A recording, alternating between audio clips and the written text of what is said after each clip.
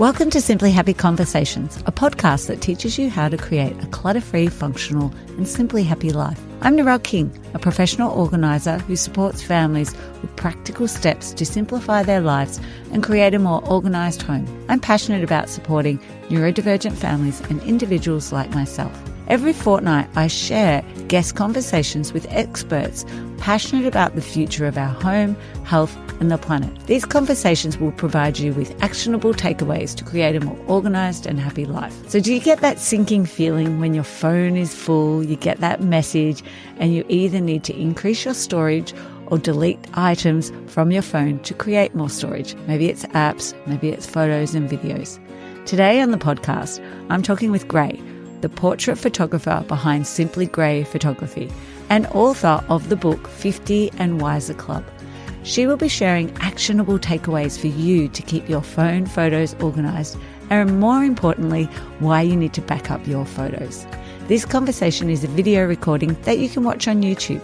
Let's jump into this Simply Happy guest conversation. So today on Simply Happy Conversations, I have with me Gray. She's a portrait photographer behind Simply Gray Photography, and she's also released a book, so she's an author as well. And the book is called 50 and Wiser Club. She's going to share with us why it's important for us to back up our photos and also talk with us about how to actually organize our photos, especially on our iPhone. Welcome, Gray. Oh, thank you so much for having me. And I love that our businesses are both called Simply. I know. I noticed that last night. I just put that together. And so we need to keep things simple, I guess. Yes. Is there a story behind it? I mean, obviously it's got your name. Oh, yeah. Actually, I started my business 15 years ago. And when, you're trying to come up with a business name, and obviously it's not like the most important thing when you start business, but it takes up a lot of space. So I remember driving through the tunnel in Melbourne and it just hit me. It was only me. And I thought Simply Gray Photography. And I thought, is that a bit corny? I don't know. I'll change it in a couple of years if I don't like it. And it's stuck. That's a bit like mine. It was like Simply that just embraces everything, happy. I'm always happy. And I was doing wellness coaching and now organizing in yoga. So it actually was able to change quite easily. Isn't that interesting? Oh, that's great. Yeah, it works well. And then you find out how popular it really is of a name. So. And so tell us about what sort of accessories, if you were a Barbie doll, what 2 accessories would you come with? All right. I was thinking about this. Well, first of all, it would have to be a camera, right? Because I'm a photographer. And the other thing is to tell a bit about me is 2 passports. So I'm an American citizen, and for the last I think about 8 years, I've been an Australian citizen. So I tend to travel a lot because especially in the after COVID, I've been back to the US quite a bit because I had elderly parents. So yes, 2 passports. You got to have one to go to America, and I have to have one to come back to Australia. And it's really nice when we travel not to the US because then I just have to carry one. Oh, that's good. So what do you miss about the US? Yes. Is there anything in particular? What do I miss? Yeah. I do miss, I do love a New York bagel. So I'm from New York. And there's nothing like a New York bagel. It has to do with the water. I'm telling you, there's nothing like it. I'm sorry, Australian bagel makers, but there's nothing like it. And I guess just family and friends. Yeah. Family. And what do you love about Australia? Oh, and I have to tell you, what do I love about Australia? Yeah. Oh, I love the lifestyle. I really love the lifestyle. Yeah. And my family and friends. Yeah. And I have to tell you, Narelle, the other thing my Barbie doll would have is a coffee. A what was that? A puppy? Sorry, a coffee. Oh, a coffee. A coffee. I do love my coffee. Yeah. Yes. And my Lego figure in my daughter's Legos does have a coffee and a camera. Oh, cool. So she has a mommy Lego figure and it has a coffee. Yeah. I love that. But I thought the 2 passports kind of told a bit about me. Yeah, no, I like that. It just gives you a little bit of insight into people and their lives around them and the things they like to do. So if you had... Yeah, I love that question. No, it's cute. I took it from someone else's questions and I was like, I love that question. So if I was to come to your house and work as a professional organizer, what area would you like help organizing? Because there's always one spot in people's homes that's that hot spot. What would it be? Yeah. And you know what? I've had a local woman come and help me before, and I thought about what other areas? So she helped me with my pantry and my my linen closet. But if you came around, what I really would love help with is I brought back some family heirlooms and keepsakes when we had to close the family house. And you know what? They're all sitting in my garage. And I would really like help with that. Yeah. Actually, it made me think I need to get some help with that. And the other thing is the constant struggle is my Tupperware drawer. Yes. Like, I just did it. Actually, I just organized it. And like, where do those why do you always end up with extra lids and Tupperware that just don't match? And why is that drawer? Actually, we have 3. Never stay organized. Like, it's like the vein of my existence. I don't know what it is. So those are the 2 things. Yeah.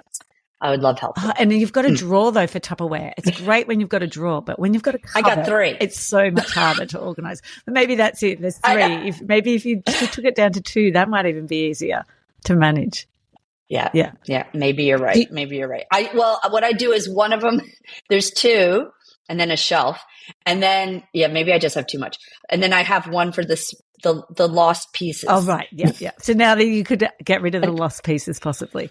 But the other thing is too, do you put your lids with the containers so they're matching the whole time, or are the lids all together and the containers are all together?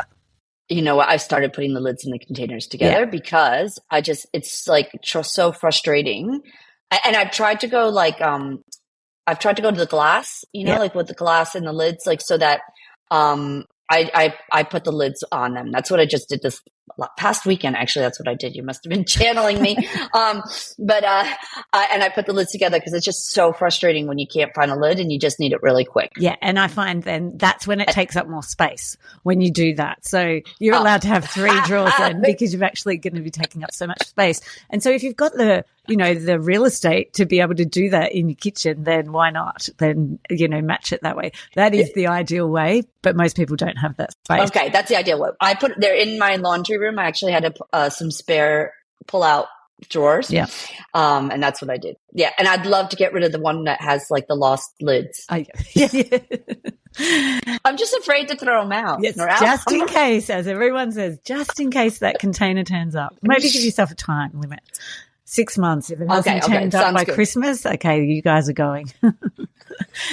So share with us about your strengths that you bring to the work as a photographer, and in particular, because you work with women, a lot of women. Yeah, I think I was thinking about that. And one of the things is I really take great interest in my clients. Like, I really care who they are. I like to hear their stories. I like to know what makes them tick. I like to know what makes them happy, even like kind of things they've gone through. And that's what I really found with doing the Project the 50 and Wiser Club. So my goal is really to capture a look in them that their loved ones see in them. Because when we look at ourselves, we see ourselves in the mirror and we're always critical. Like how often do we look in the mirror and be like, oh, I love you? Like we're always like, oh no, look at the gray hair, or look at the wrinkles, or look at this or look at that. Yeah, like we're always so critical, but our loved ones see us in a different light. Like they don't see and we all have to know this as women, like when our friends and our loved ones look at us, they do not see our faults. They just see us for who we are, really, because our faults really aren't us. And that is what I really try to capture. So I have to get to know them. And like I said, I try to capture their authentic self, but sometimes a little glammed up, sometimes not glammed up, but still that look.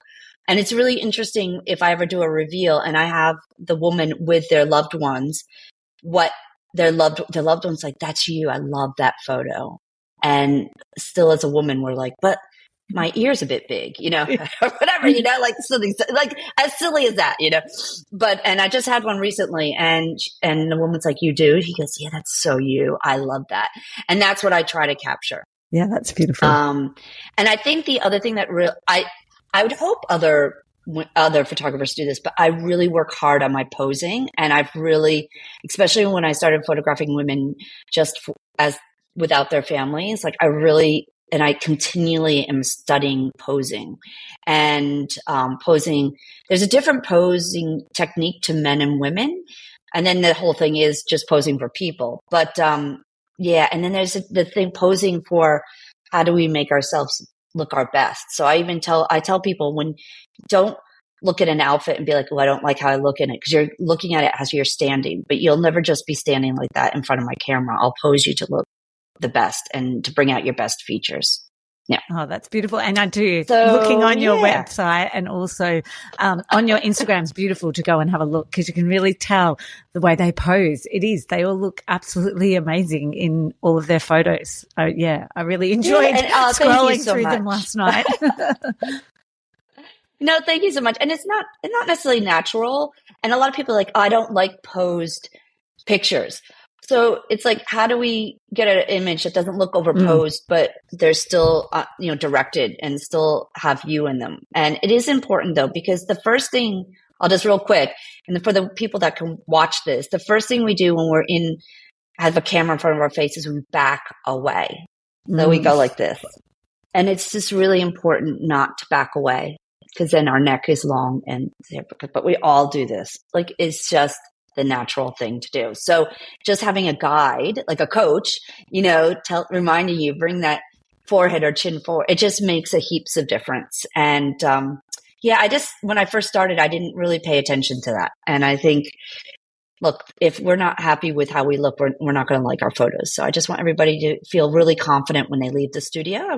My goal is for them to feel better and more confident after they leave my session than when they came in. And I'm sure then they'll take those tips I did my job away, won't they? Take those tips when they're getting a photo, just as a general selfie done, or, a photo with their family. That's right. That's what I tell them. Yeah. I said, you tell your girlfriends all about this and you'll never take another selfie the same again. Yes, so, exactly. And I do see, I don't know if you see, do you notice that the younger generation, the way they pose and do their photos, because they've got TikTok teaching them all of these little tips and tricks, they're probably better at taking photos than we were?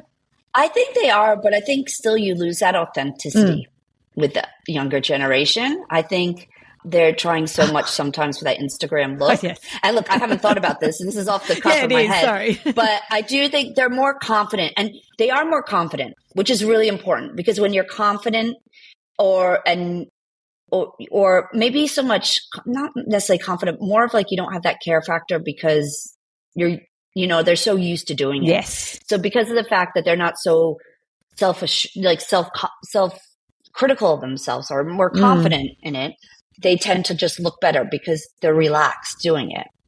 Yeah. But they get a lot of this, that's not that natural. And then they also, though, want to go and have a quick look and change it. Whereas I think from our generation, you took the photo and you waited till the film was developed. So we're not so much about, oh no, that's terrible, take it again. No, take it again. Whereas, I'm more like, well, remember, actually, I never thought about that, Narelle, but you're right. We never got it back. Yeah.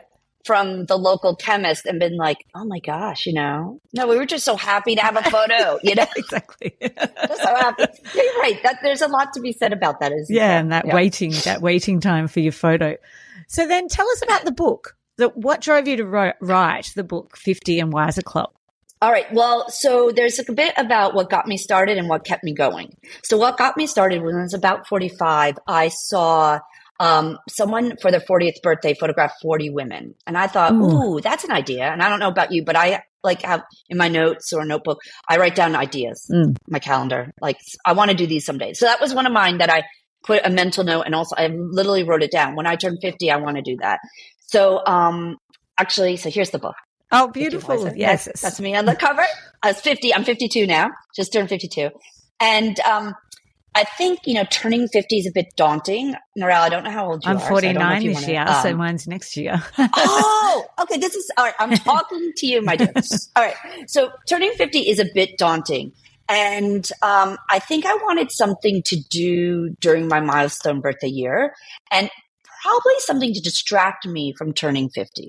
That's probably what my husband always says, I need a distraction. So it was probably like something to distract me. And also, I hadn't really before this photographed women just for themselves. I've always photographed them with their family or for work. So I wanted to prove to myself and to women that you can be photographed just for you. You don't really need a reason. We can celebrate you. You don't have to hide behind your family or your business. So that's what really got me started. What got me going was my business coach at the time actually said, you need to contact like 20 people and ask them about the idea to even see if it would work. I think she kind of doubted me. I don't know, maybe she just pushed me. And I called one friend of mine and she said to me, do not put me in that club. I do not want to be in that 50 and wiser club. How dare you, you know?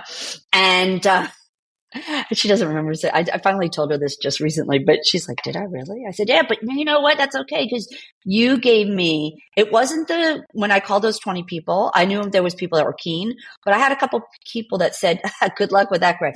They were the ones that really inspired me to keep going because I wanted to prove that there was something special about turning 50. And I quickly learned that us women over 50 were really powerful human beings. Okay. And as one of my women said, and I quoted them in the book, we are the heartbeat of society. If you really think about it, because we have the benefit of past life experience. And if we're lucky enough, we have a time ahead of us because not all of us are lucky to get here, which is another thing I really got a great appreciation for, but we have the time ahead of us to make life for ourselves and our society better. And we're at that point where probably our children are needing us less.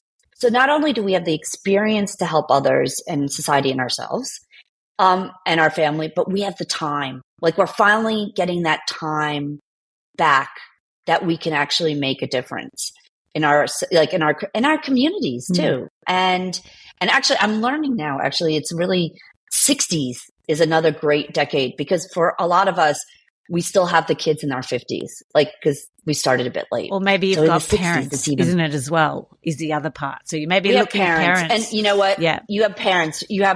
So I'm learning that the 60s, I've even learning the 60s, don't be afraid of them either. Like I was so afraid of turning 50. I remember at 45, I'm like, at least I'm not 50, you know, but now I'm even learning that the 60s are great. So in this book, we have 74 women and I put it by different categories, like themes, like resilience. I just opened up to resilience. But then I have like all the women that their stories kind of talk about resilience. And like you can see like there's women all the way 50, all the way to my mom's in here at 95. Wow, that's amazing. You know, so, and I have women in every decade, and I would say majority of them probably in their 50s and 60s, but we have 70s and 80s and 90s. But it's their stories. Like this woman, she actually lived through the Black Saturday, and she talked about that and their wisdom. So basically it says the 50 and Wiser Club, celebrating women, celebrating the strength, beauty, and wisdom of women over 50. Yeah, love it. So, and that's what we did. And it was supposed to be 100 pages. And it ended, and I was only going to put a quote for each woman. And as they told me their stories, I thought, this is where the magic is. And I asked each one of them, like how you asked me about the Barbie doll. I asked each one, what did you want to be as a little girl? And tell me about where you evolved to. And the interesting about how we just evolve and evolve and evolve. And it's okay. Like that's okay. And that's the beauty of life.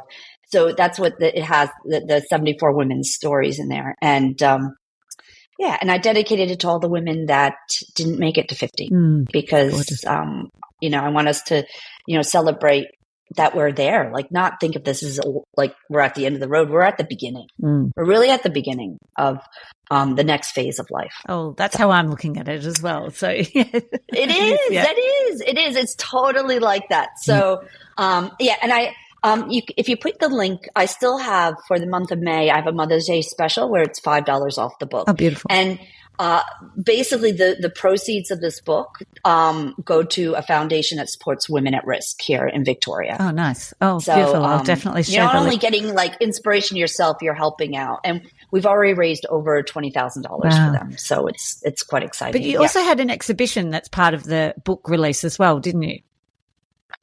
We did. Yeah. We had like in November, we had an exhibit, a book launch. We had like a day of empowerment day, and through all of that, that's where we raised the funds for them. And we're continuing to raise with the sales of the book.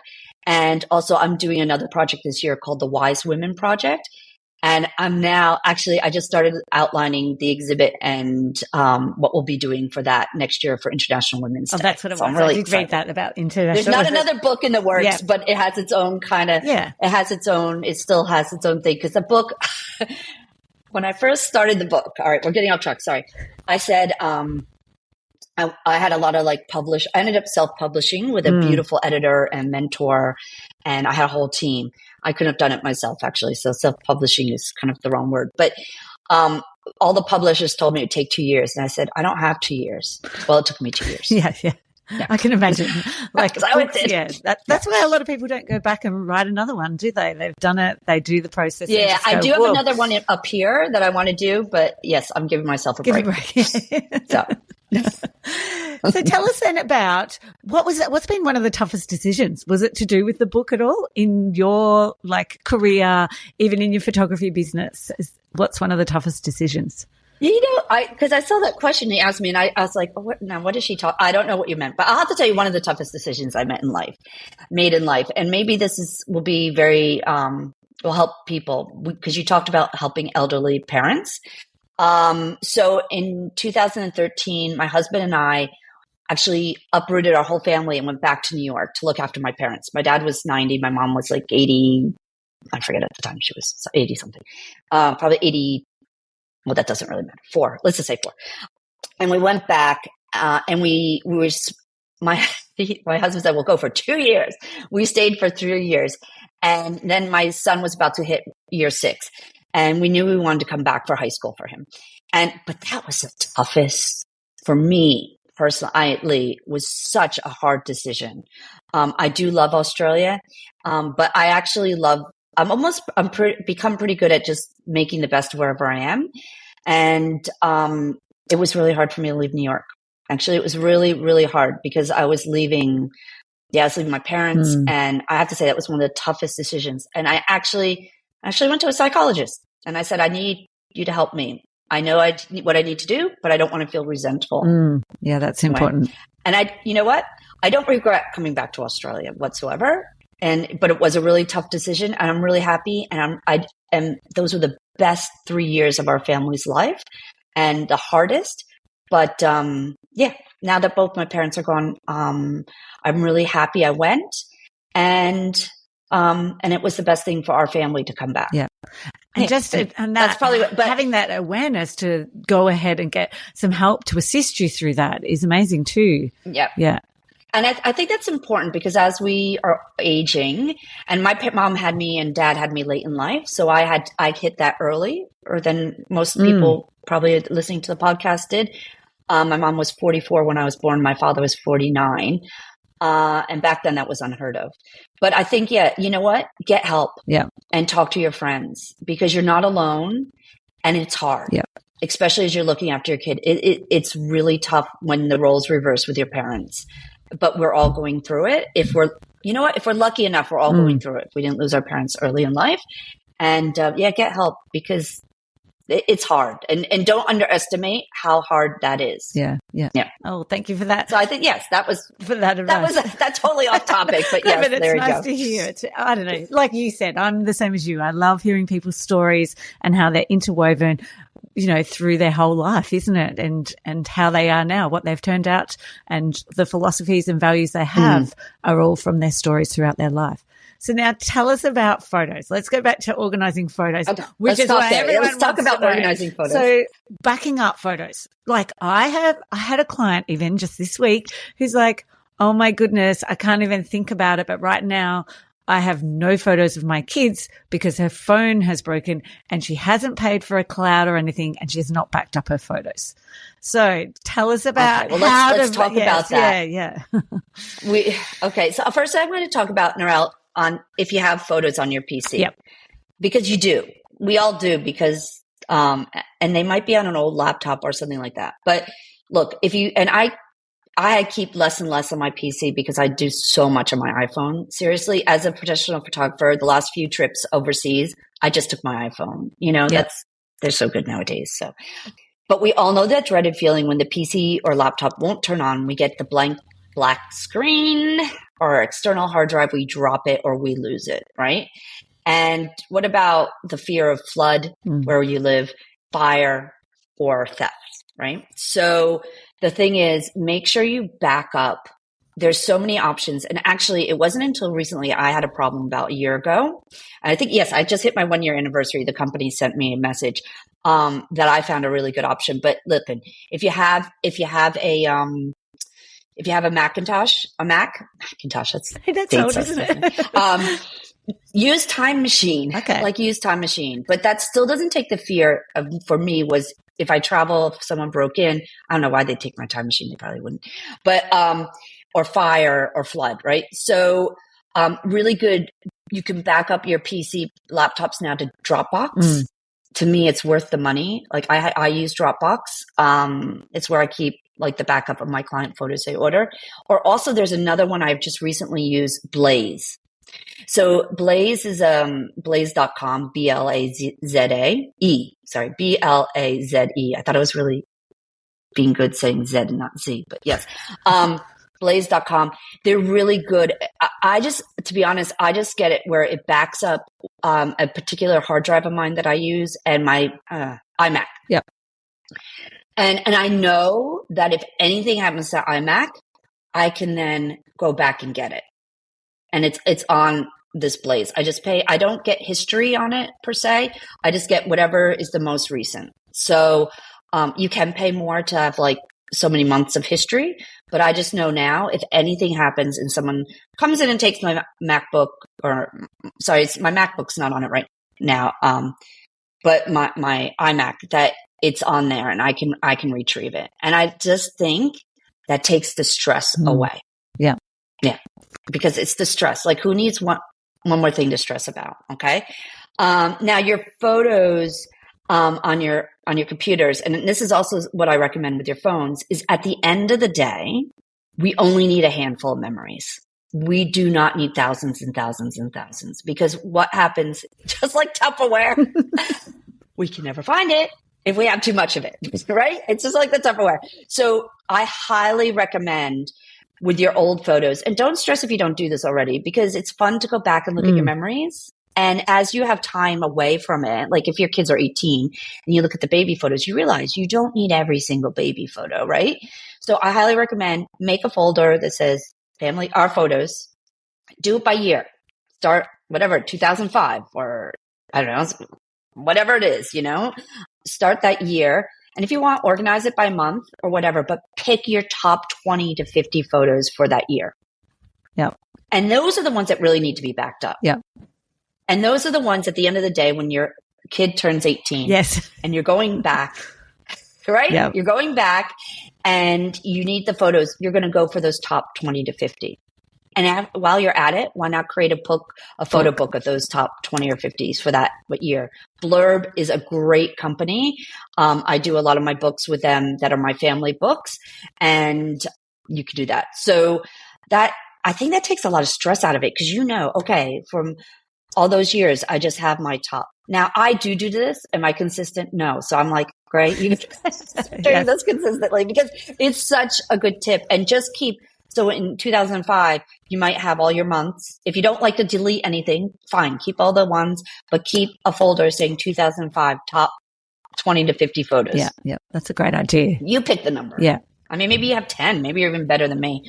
I have a hard time picking 50. So, but I think sometimes when you give yourself space from that, doing it right away, then you can easily pick those. But that's that.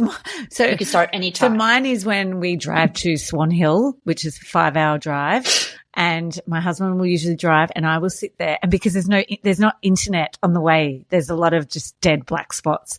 And so I will sit there and I clean my phone out. So we probably go there once a term, and that is my opportunity to clean out my phone. Oh, great. Because we're going to talk about phone photos, and that's what I was going to say. That's one of my tips too. Yes. Use your time wisely. Yes. Or, you're on a train. Should we talk about our photos? Yeah. You find there is a time, usually when you're in a car driving or you're on a train, and that you can just organize, and possibly you don't have internet.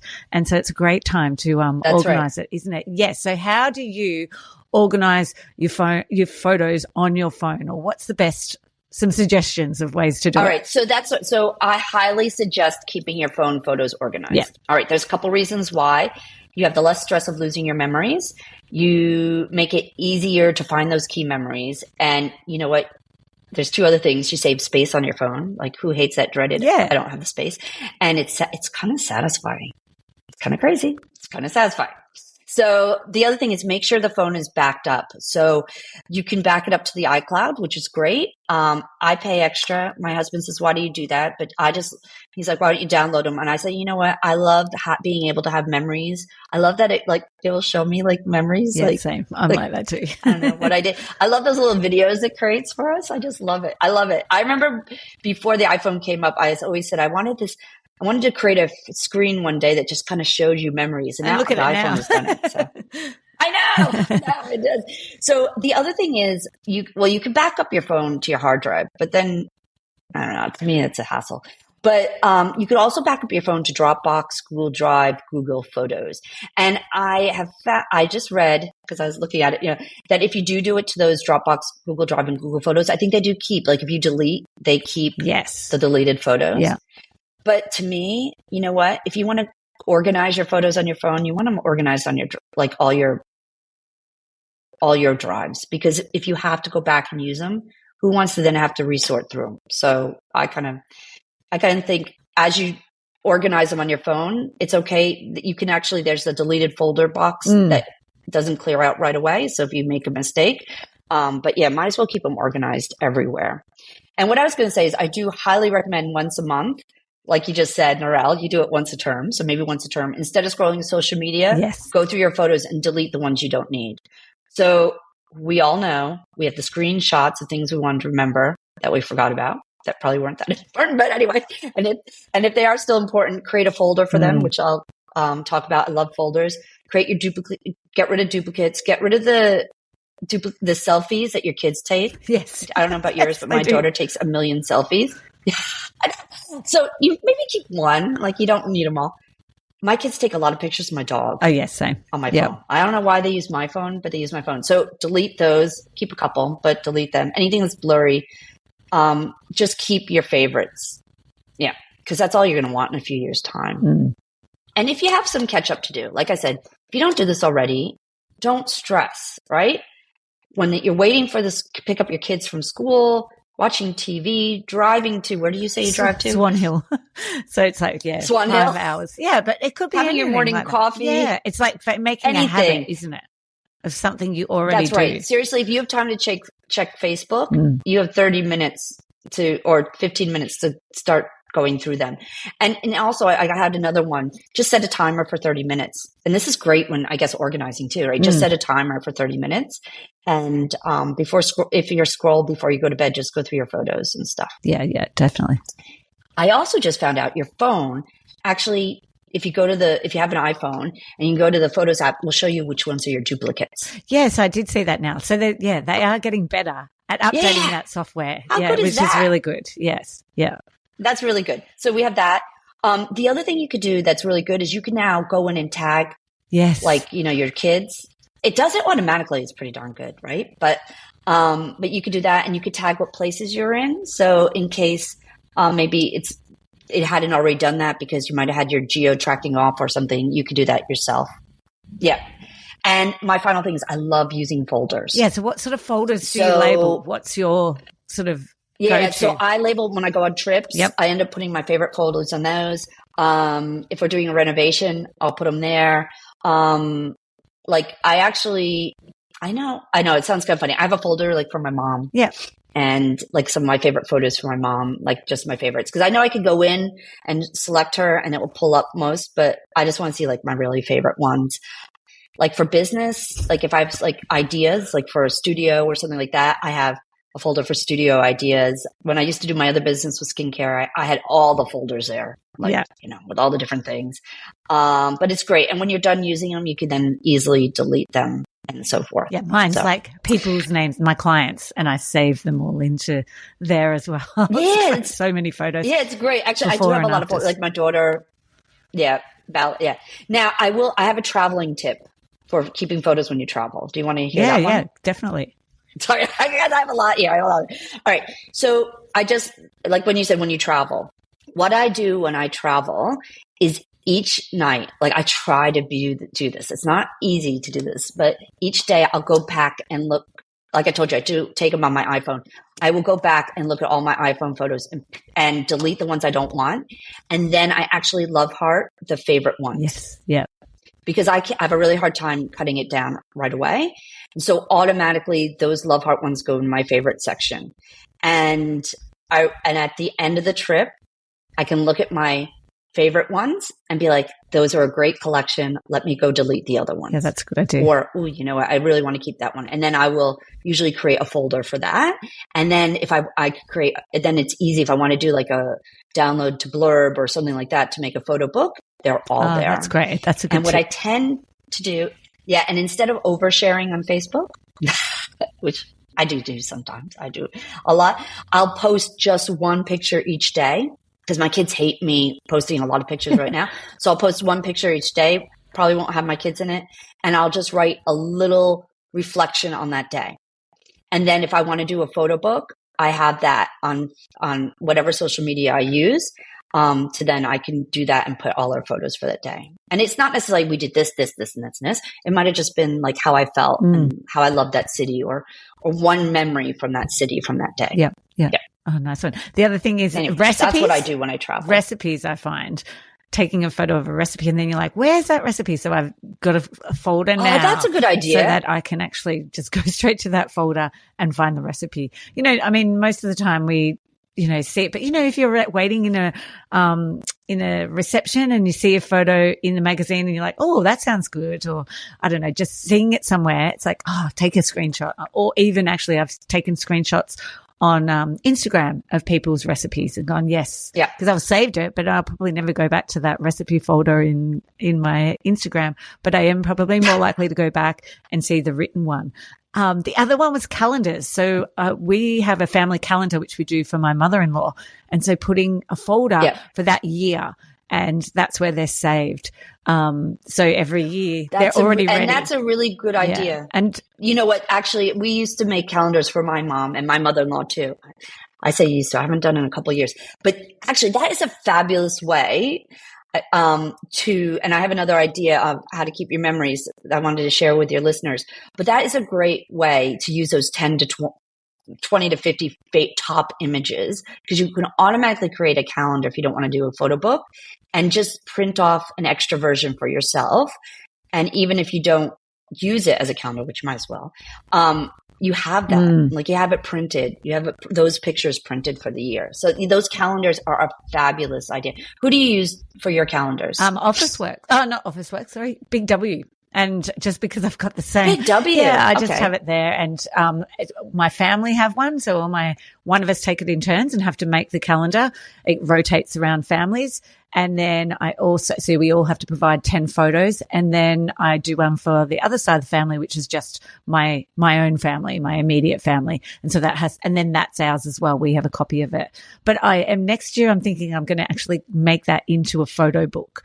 But I do find now that my kids are a bit older, like I'm constantly saying, can we just get a calendar photo? And they're like, no. And so I don't really have that many photos as much as what I did when they were younger. They love to pose, whereas now that they're teenagers, they're like, no, unless I use the calendar. I'm like, please, we need some for the calendar. We need 10 at least, or 12, one for each page.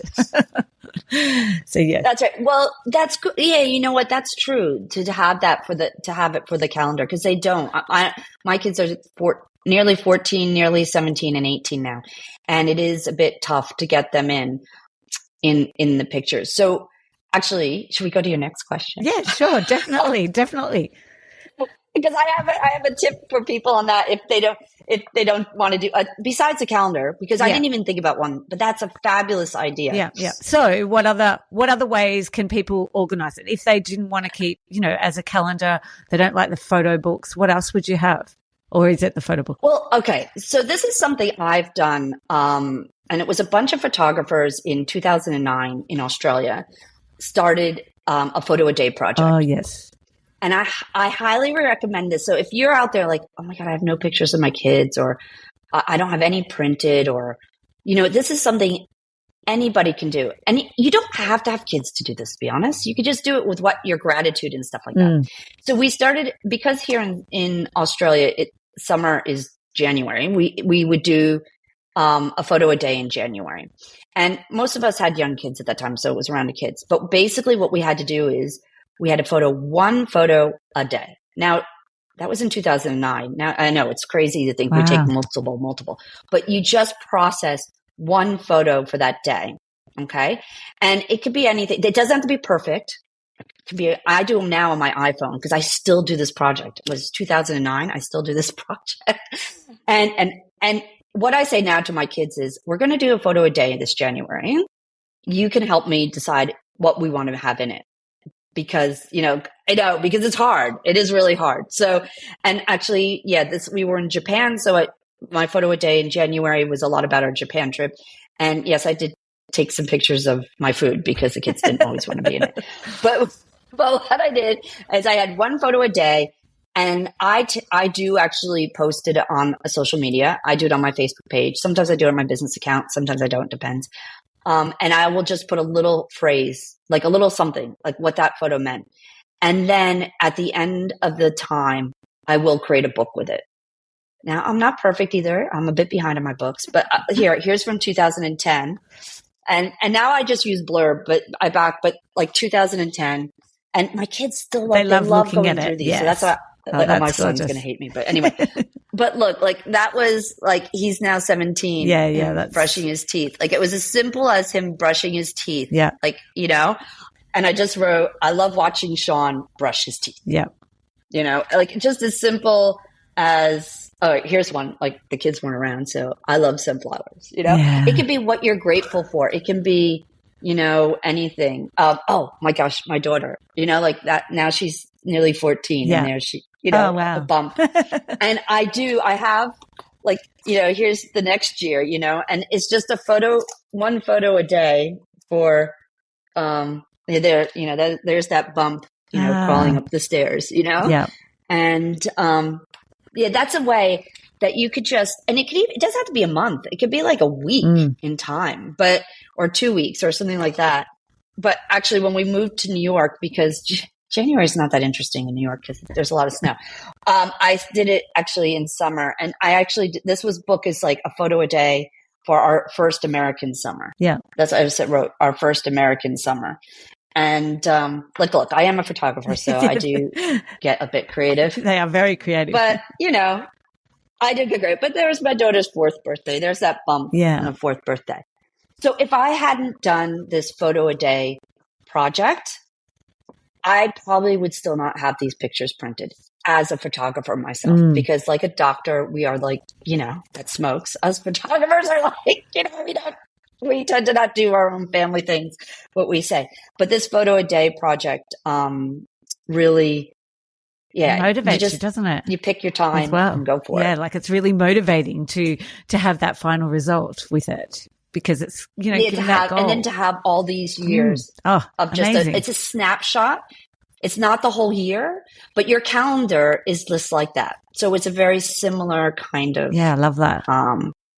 And my other suggestion is to people is get your families I have to say this, right? As a professional photographer, but go to a photographer and it's never, your kids are like, you don't just have to do it when they're babies, right?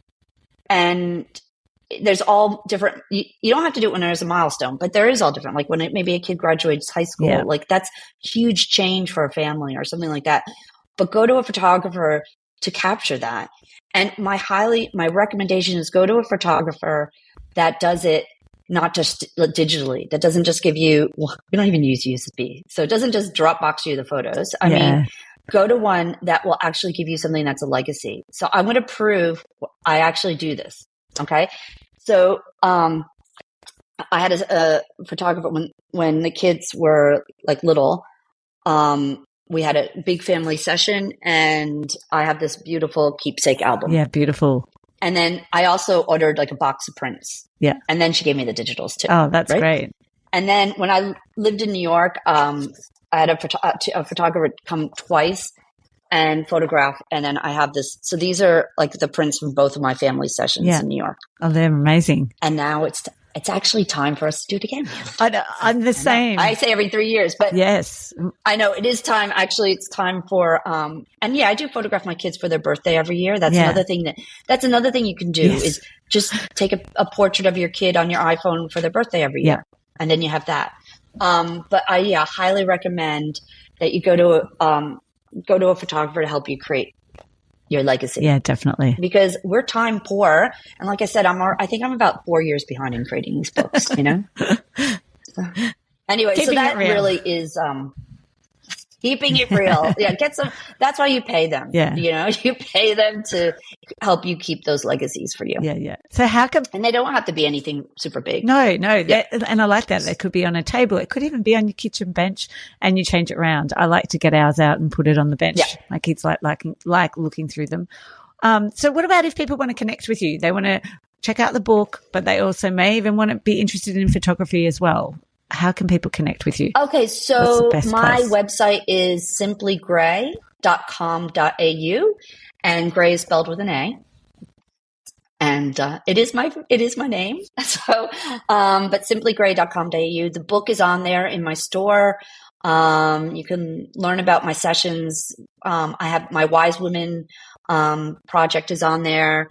Also I also have, there's like these women also have every woman in this book has a video, like a 2-minute video. So they're all on the page too. So there's lots of things. So if you need some inspiration just to hear from other women, you could do that. Or, you can look on there, but you can see what I do for people, for business, for family, and for themselves. Beautiful. A lot of people come in for all three. Like they'll just come to be photographed themselves. We'll do some headshots. And then the family comes at the end. Yeah, nice. That's great. That's a great way of doing it too. Thank you so much, Gray, for your time, but also sharing your own story, but sharing a few tips around backing up our photos and also how to store our photos on our iPhones in particular, our phones in particular. So thank you so much, Gray, for joining me today. Yes, thank you. Well, thank you for having me, Narelle. And you reminded me of some very important tips too. So it's great. Good. Thank you so much. Thank you so much for joining me for today's Simply Happy conversation. If you'd like to reduce your paper and digital clutter and free yourself from the overwhelm of clutter so that you can claim back time and space to enjoy the things you love, head over to simplyhappy.com.au in the resource section and grab the declutter checklist and start to reduce your clutter even with small amounts of time. I'd like to acknowledge the Wathaurong people of the Kulin Nation on which this podcast is recorded as the traditional custodians of the land. I pay my respects to their elders, past, present and emerging.